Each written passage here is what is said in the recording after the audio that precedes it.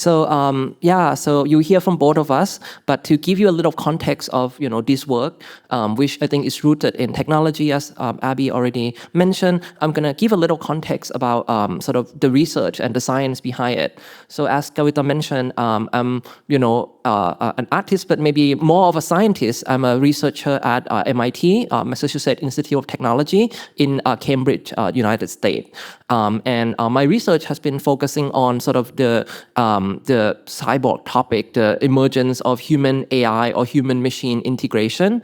But as you see on this diagram, I think one of the strengths of MIT is that we sort of connect all the discipline, art, science, design, engineering together, and that's sort of the motivation why we are working together is to sort of push this topic further, not just in the scientific research but also in artistic realm as well.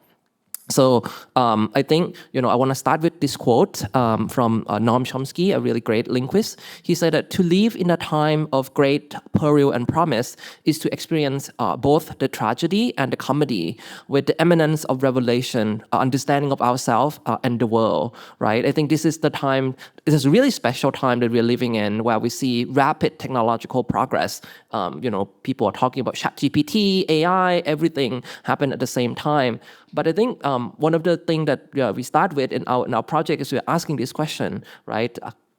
When we make machines more human, are we dehumanizing ourselves into machines? Are we degrading ourselves into the level of technology? I don't know if you want to say something about this. Yeah. Yeah, I think this was the start of our framework. I think, I was going to explain later, but when I was working on my recent series, I was talking a lot about how humans were working repetitively as machines, while machines were replacing human jobs. Right. But that was in the past. But recently, as I started working with Pat, I realized that the machines are not only the other extensions of us, but they are our mental machines now. They look like us, they speak like us. Exactly. They even think like us. So while we're working repetitively as machines, following that guidance, who we are exactly. Yes. Totally. And, we use this picture, right? And Kawita can talk a little bit about it. The picture from the ghost in the shell, which, question the existence of human in the presence of, cybernetic technology or advancement of technology, right? Which I think, maybe is becoming a contemporary issue that we're living in. And as Kawita mentioned, right, I think this picture really speaks to that. On the left, you see an AI artist, right? She was painting the picture of Alan Turing, the father of AI, that was sold for $1 million, right? And then on the right, you see people in the factories working repetitively. So when machines are doing these creative tasks, we as a society have a process of sort of dehumanizing people, right? And I think that's one of the themes that Kawita explored in her work as well. So in my research, I explore what happened when people interact with AI from positive side and also on the negative side as well. Recent studies have shown that if you ignore the human experience when you're talking about human AI interaction, it could lead to de-skilling, disconnection, disinformation, and dehumanization, right? These are things that are very dangerous. These are 4D of destruction, right? People losing skill, artistic skill, creativity, disconnecting from one another, talking to the chatbot. Disinformation, we see that in the US a lot with misinformation campaign, and dehumanization. I think that's the worst of all, right? No longer maintain our humanity. So on the opposite side, right, my research at MIT has been focusing on empowering people, augmenting human. We're studying the idea of cyborg. What happens when humans are augmented by technology? And in my work, I look at that across scale from, in space. This is when we work with NASA, designing wearable technology that augment people in space. That's actually me in zero gravity. Or the ultimate goal, yes. The the ultimate goal of this is to not just thinking about artificial intelligence, but to flip the word around from AI to IA, which is intelligence augmentation. That's what you see in the middle there. And then ultimately, how do we use AI to make human more human than ever? That's what we call AI for human flourishing, right? So uplift human spirit and think about the way that technology can empower people. And of course, we also need to be careful of the unintended consequence of technology as well, which I think our work explore that. To ground this work a little bit, you can see in the piece, right, you see the virtual Kawita, the ghost, right, that are interacting with the body of Kawita in the hologram sort of format. So that's is grounded in my research on AI digital twin, or what happened when we create a virtual clone or a digital clone of ourselves. This has been a research theme that I explored throughout my PhD at MIT, where we study what happened when you can actually use data of a person. Right now, all of us have create massive digital footprint, right, online, and we can harness that data to create different version of ourselves. This is different version of me. My parents who over there would think that one of me is more than enough, but this is multiple version of me that's been created by AI. Older, younger, more masculine, more feminine, different version. And we do this using my own data on social media that can capture how I change over time. And you can kind of make an AI version that you can walk around with and have 3 heads. You can talk to the left or to the right, different version of you, right? And you can see, the older version of me as well. This is me when I'm 96 years old. He quite handsome, I think.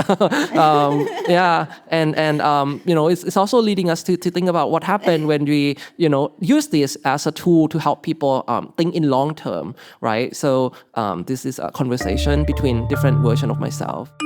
I am a human. But I am also a machine. I am alive. But I am also dead. I am the beginning and the end. The Alpha and the Omega. I am the one who exists. And the one who perish. I am the one who is born. And the one who is reborn. I am the one who is. And the one who is not. I am the present.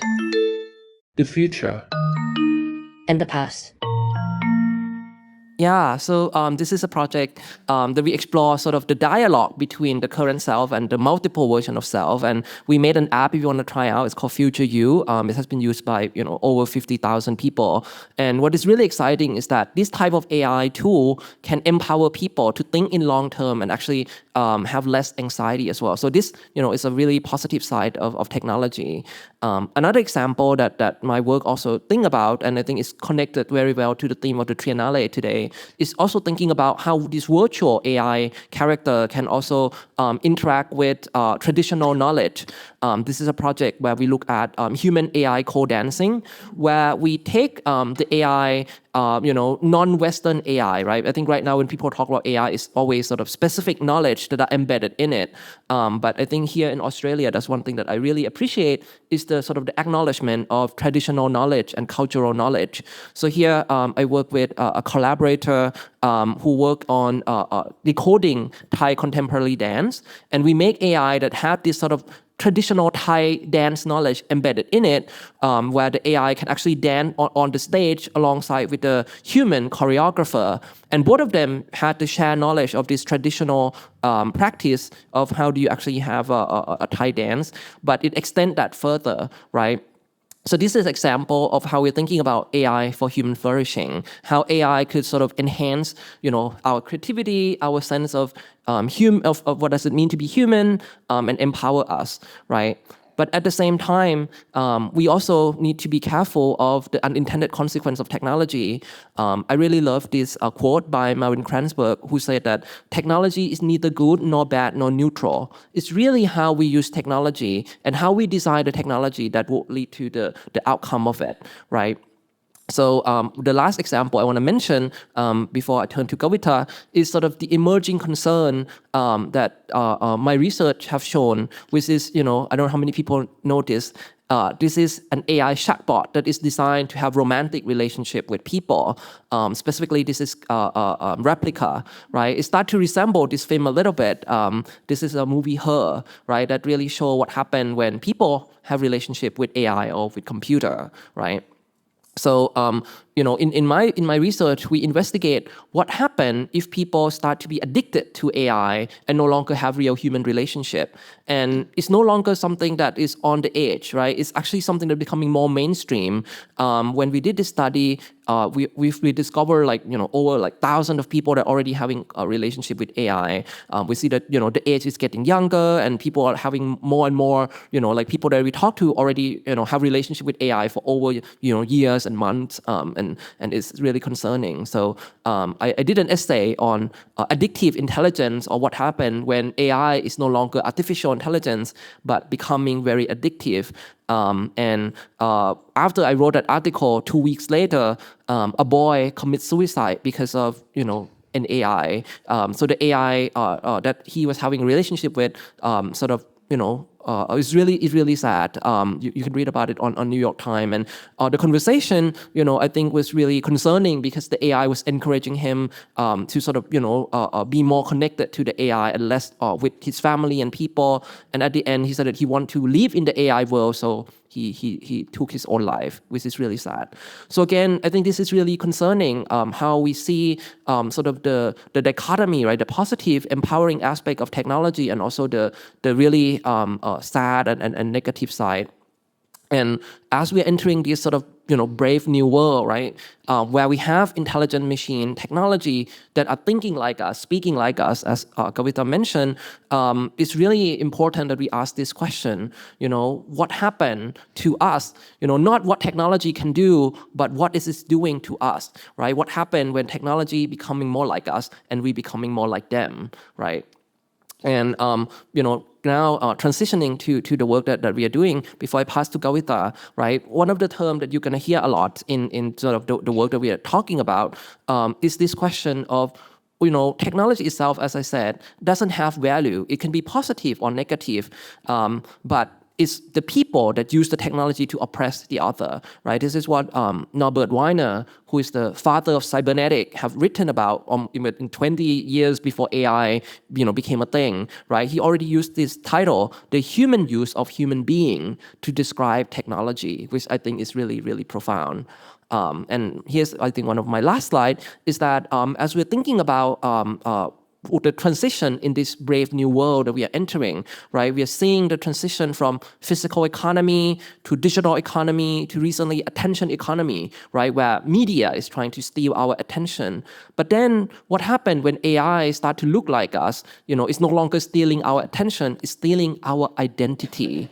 And I think that's one of the reason we are really excited about this work, is to explore artistically what happened when AI had the same identity as us and manipulating us physically, mentally, and biologically even, right? And I think now I'll transition to Kawita, but I'll end with this quote, right? I think one of the reasons we're doing this as a scientist and artist working in this topic is that artists need to create at the scale at society has the capacity to destroy, right? So we need to use the same tool that people are using to oppress people to raise awareness and reflect on what does it mean to be human in this technological age. And with that, I'll turn it to my artist collaborator, Kawita, to talk about our work. Yeah, thank you.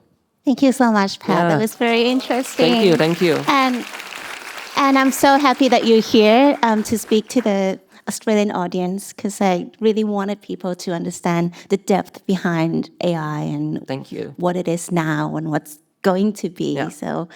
So hi everyone, I'm Kawita, and I'm Pat's collaborator and also the artist at APT. So I'm going to talk about the previous works before I met Pat, as I mentioned before. So my previous works talked about how the bodies, or so how humans are objectified or dehumanized by, working repetitively as machines or being treated as machines. So I did series on so many industries, such as the textiles and fashion industries, or even domestic work. Like I turned myself into a vacuum here, sucking all the dust inside my lungs. This work here is also being presented on the second floor. This is me as the spinning wheel. But if you notice closely, there's also the needles underneath the spinning wheel, which means that you are the machine. You have been treated and dehumanized and mechanized into the machines, but there's no way out, because the only way out is to get hurt by the needles. Yeah. This one, as I mentioned before, I was turning into a shuttle in the human viewing room, for example. And so those are the old works. And as I mentioned before, those were the old questions of mine when I was wondering, while people are, protesting and saying, are we machines? Why are we treated as machines? They have, very low wages to survive, and they work every day as machines, while people in the society also ignore their voices. So I feel that was kind of like the voice of the oppressed for them as well. But meanwhile, while I was talking the old machines, the new machines arises. So, which is the intelligent machines, that is the manipulation of our minds. So they, as I said, look like us, think like us, speak like us. And this is our new challenges now, which is why I turned to Pat, and we have been collaborating for, I think this is our third work, and our fourth work is it's happening soon. Yeah. It's happening in, I think, 4 days. Yes. In Hong Kong at M+. So we've been working for a long time together since COVID.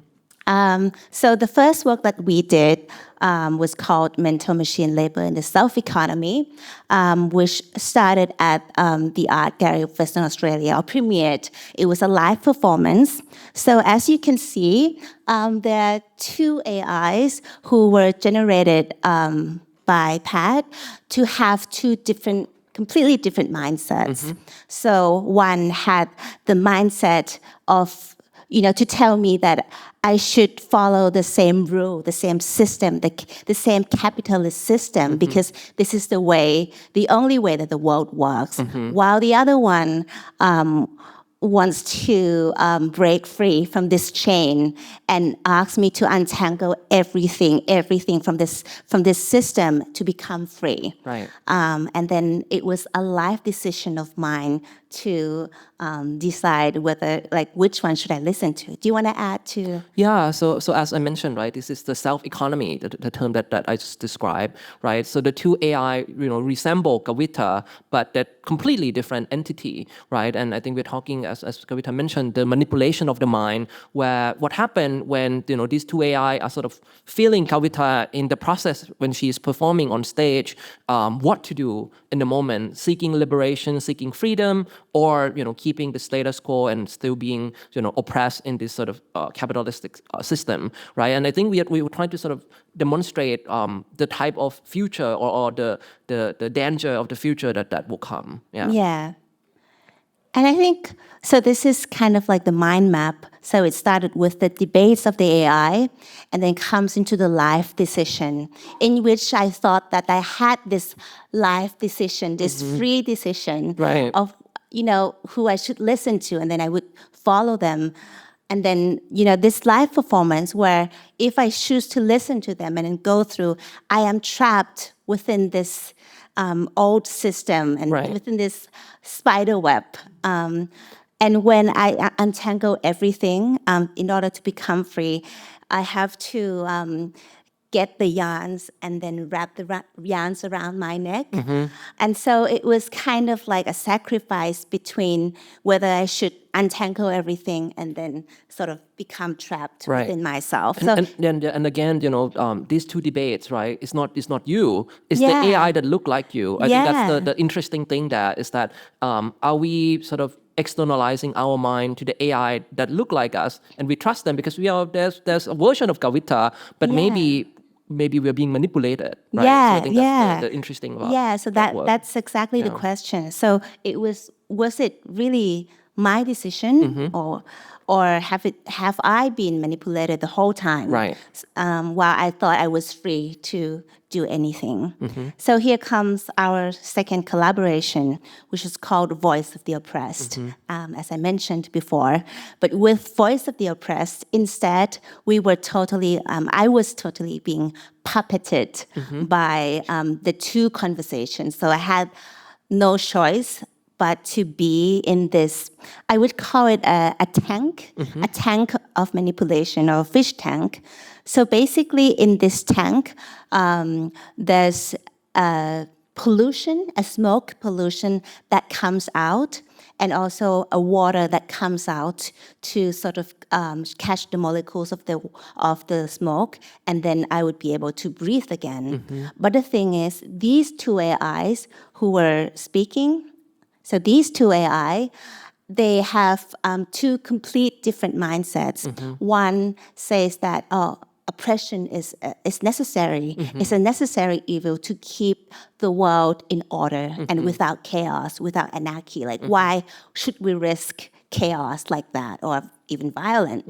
And then the other one think that, no, this system is wrecked. We have to create a new system and become completely free from the old system. Do you want to add totally. to So I think it's kind of an evolution of the first work, where we also trying to think about this sort of internal debate, right? Like, well, which voice are we internalizing? Is this the AI voice or our own human voice? What if the AI voice is so appealing and so influential, like our own voice? What would that happen? And I think if we go to the next slide, you can see sort of the smoke that come out of Kawita machine that she's attached to as she performing this piece, right? I think it's also we show this in Bangkok, and I think Bangkok is known for pollution, and also at the time the shape of the machine looked a little bit like a cannon, right? So it's sort of like speak to the power, the military power that was also there at the time as well. Yeah. Also, the very interesting is the fact that both AI think that they are the water, and both think that the opposites or the other is the pollution. So we don't know which is which, but we as humans are trying to survive within a tank of this manipulation of these two AI. So the question arises, so no longer about were we being manipulated, because we were, but how do we survive within a tank of manipulation? Right. Because in the performance side, I had to be in this fish tank, in this tank, for about 35 minutes of performance, and it had absolutely no air circulation at all. So I had to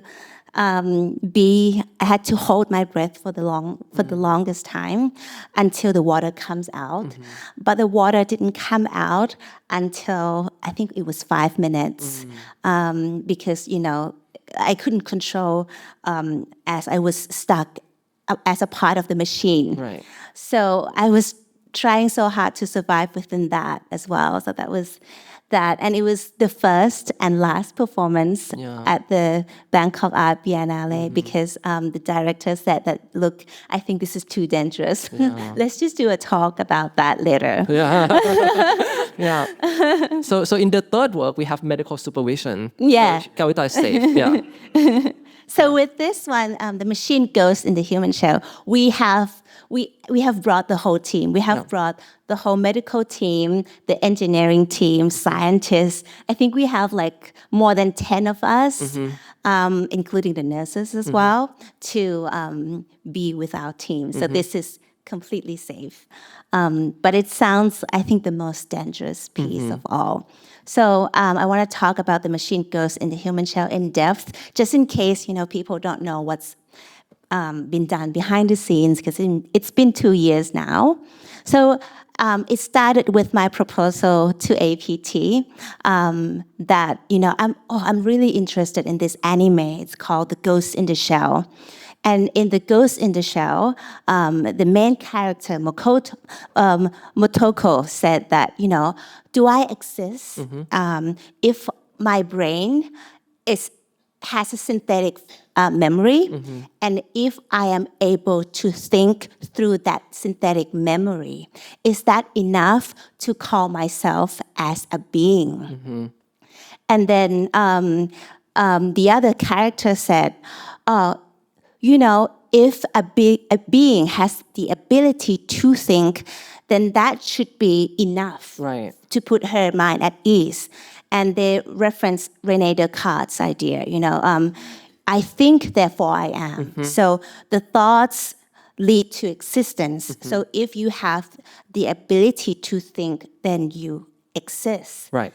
But later in the film, the film sort of challenged Rene Descartes' idea while talking about, the theory by Friedrich Nietzsche, that he suggested that, no, by thinking enough does not mean that you exist, because the thoughts itself comes from something else, which is an idea. And this idea comes from an ego. So quoting, from whence did I get the notion of thinking?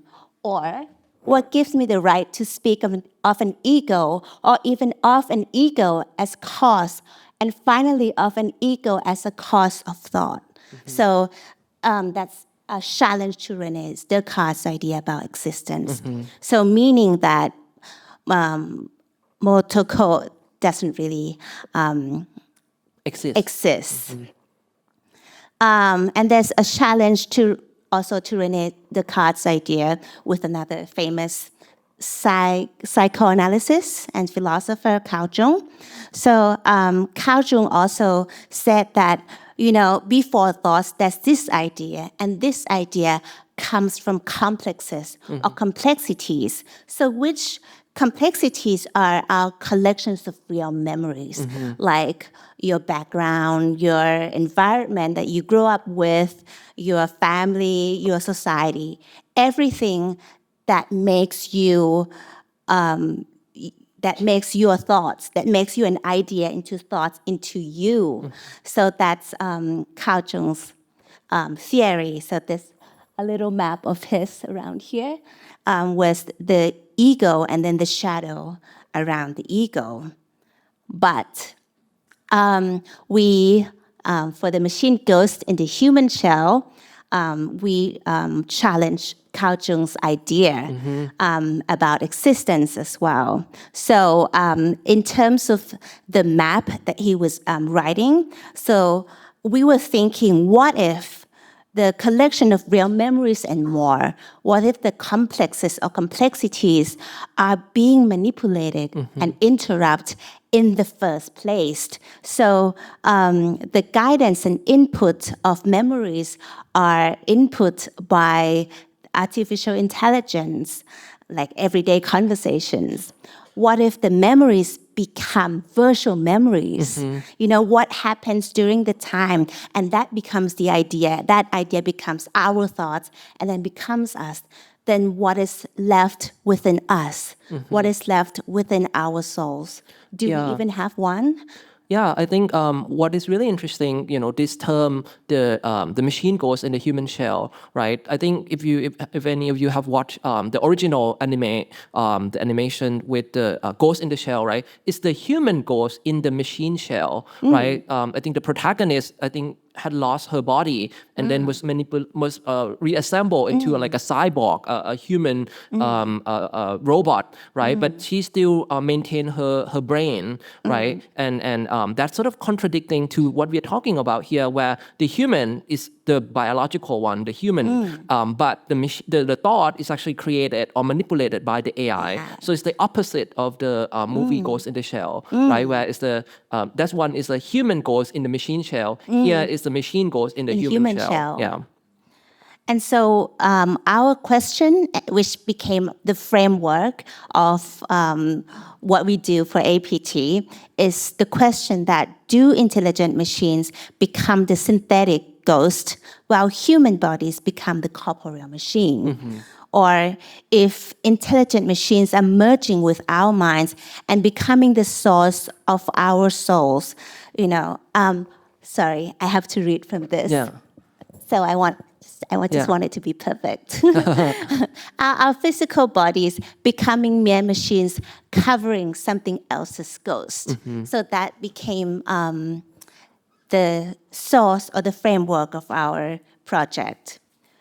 We also have something that we, throw some ideas around while we explore the project as well. So is it possible that by merging these two opposites, the natural and the artificial, human and machine, the evolution will transform the co-connected human machine into a completely transcendent new being? So that's also our question within the framework. But this is more optimistic. Yeah, this is more optimistic, but it's kind of like a question that we throw around as we explore our work. Right. But it hasn't really happened Well, yet. the audience need to judge for themselves. Yeah. Okay, I'm gonna explain the making, like what's behind the scenes of this machine goes into human shell. I think I have to do this so it's easier. Okay, so we have the ghost and then we have the shell. Right. Hopefully human, which is me.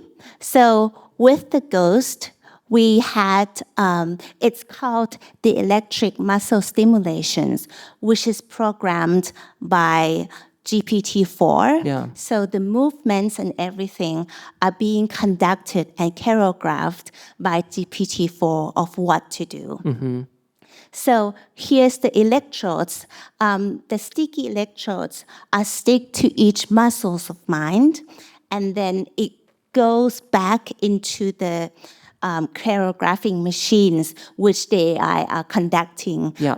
Or in other words, I'm a physical puppet of the AI. Yeah, to give a little context, I think the electrical muscle stimulation is the device that is usually used in people that are doing rehabilitation. They put electrode on the muscle and then run the electricity through it to make the muscle move in a specific way, right? You can use this to help people that cannot really move their muscle start to exercise a little bit more, right? So in this case, we put several electrodes on Kawita body so that the AI could hijack or hack into her body to be able to move her in a specific way. And when you see the video up there, you see sort of the AI ghost that is sort of doing the action, and you see the Kawita body actually moving according to that because of the electrical muscle stimulation. It's like hacking the nervous system of my body, so I can't really be in control anymore.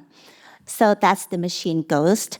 But in terms of the human shell, we don't want to be like, okay, we're only a puppet of an AI. But the question is, the question that I propose to APT is the fact that how can I resist it? Can I resist the force? Can I resist the electric shock? And also become myself again? Would I be able to do that? So that's like the main point of our trials for the performance. So with the human shell, so there's, we also had the machine ghost with the voices as well. Yeah, so we're talking about two layers of manipulation, right? The physical body, where the AI is sort of coming up with method of movement that then, install into Kawita through this muscle stimulation, and also the mental manipulation, where the AI also have the voice that sort of massaging or hypnotizing Kawita while she's performing this movement as well. So you can see sort of this layer of manipulation happening at the same time. Yeah.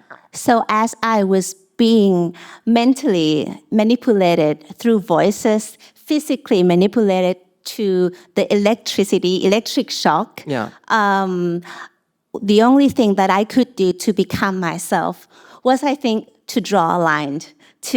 It was kind of like a term of meditation, because I think that's the only way that I could calm myself down a little bit from all the manipulations, especially the electricity, which is very painful. So every time that I could resist it, I would draw a single line, and then after that I'm being controlled again. And then if I could be able to resist it, I could be able to continue the line again. And again, Kawita is being safe. There's a medical supervision throughout the whole process, and the electrical muscle stimulation, the voltage that we use is not enough to harm the person. So this is like used, as I said, in rehabilitation context. It might be a little painful, like when you put this thing on, but the muscle and everything is safe. Yeah. Yeah. Just to be sure. Just to be sure, yeah. The thing is, we would like to show, I think it could be complicated when we speak like this. So we want to show, others in the team, the engineers, everyone who's been working together in the team for the electric muscle stimulation for you to watch. So here it is. Humans have shed their souls. Well, it started with, you might have known The Ghost in the Shell, so it's an anime. That anime was kind of like a debate between, if an AI could exist as human being, and who we are as human being. The argument from the machine ghost in the human shell, meaning that, what happens if your complexities does not include human activities only anymore, but also include the artificial intelligence manipulations. Are we still us? What is left within us if the ghost within us is already a machine? And where are our souls, if we have one? I wanted myself to be puppeted. So I am a puppet of an AI. So I was discussing with Pat of how should we do that, and he said, there's this electric muscle stimulation that we could try. โอเคเดี๋ยวลองดูว่าทนได้ไหมถ้าทนได้ก็ทนไม่ได้ครับเบาลงได้ซีน 1 เทค 1 แอคชั่นค่ะ ตอนเริ่มโปรเจกต์เนี่ยเราบอกว่าเราอยากได้ movement ลักษณะการเคลื่อนที่สมมติยกแขนขึ้นมาแบบนี้ก็ได้ยกแขนขึ้นมาแบบนี้ทางอาร์ติสต์ก็จะส่งแอนิเมชันมาว่าเราต้องการ movement ลักษณะแบบนี้ I used GPT-4 and then I asked the AI to conduct the body movement in which it would stop me from doing something that I was doing.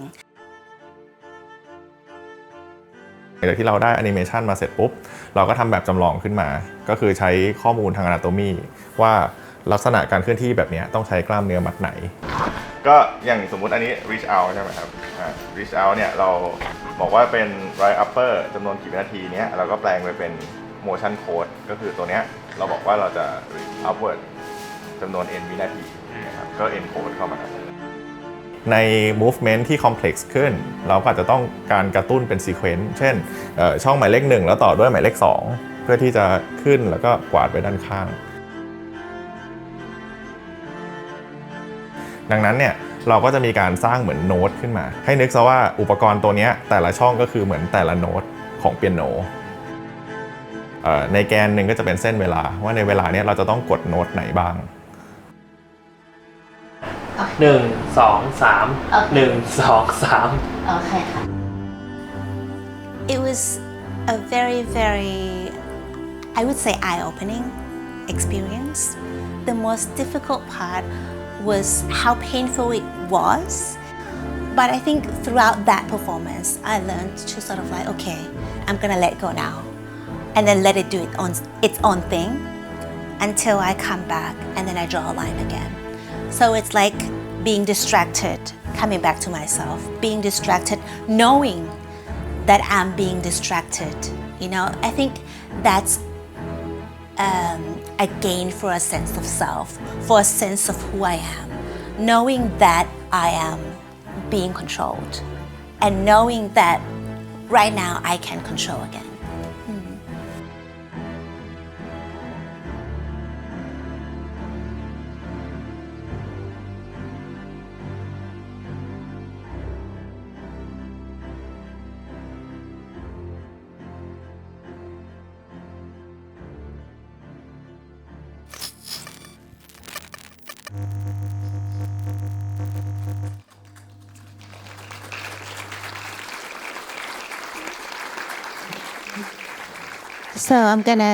So thank you so much. So the machine goes in the human shelves in second floor if you would like to see. I'm gonna end this presentation with Pat. Yeah. Because he's a genius. So as you see the piece, right? You see the team, many people behind this work. You see the engineer that was, helping us with the muscle stimulation part, and we also want to acknowledge our whole team, Henry and Papan and everyone. You can see the full credit there. So this project, right? I really love what the APT put outside, like the art that take the village, right? In order to create this piece, you really need the team of artists, engineer, scientists, designer, everyone that work together. And I think this is really important for us to sort of continue this sort of investigation. And again, I think the piece really trying to ask this question: when machines are controlling us, becoming more like us, manipulating us, the human, are we dehumanizing ourselves into the machine? I hope when you look at the piece, you keep thinking about this question and have the answer for yourself. And with that, Kawita and I will really appreciate the APT, the museum for having us here in Australia to present this work to you all. So thank you very much. Thank you so much. Thank you so much. Thank you.